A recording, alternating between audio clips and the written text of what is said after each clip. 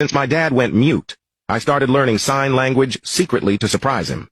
When I was somewhat fluent with it, I realized that his blessings at the dinner table actually meant, "Threatened with death if talk, please go to police."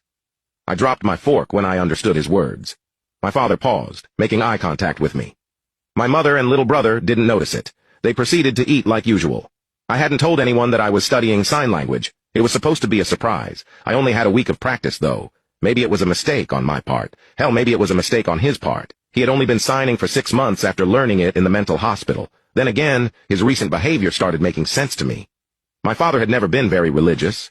After the incident, however, he started blessing our meal every time we were about to eat. Whatever he witnessed was so terrible and gruesome that it not only made him go mute, it turned him into a man of faith. At least, that's what I used to think. "You want me to go now?" I asked him.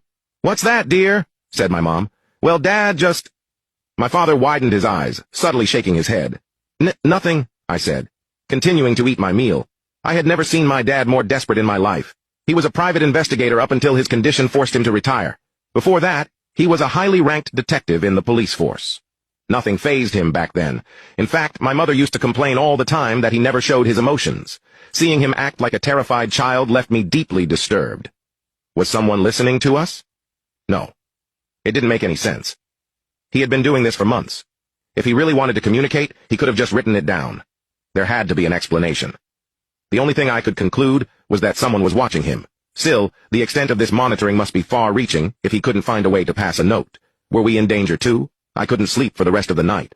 The next morning, Dad just went about his business like usual, acting like nothing happened. I almost assumed I imagined everything until he gave me a knowing nod right before I left for school.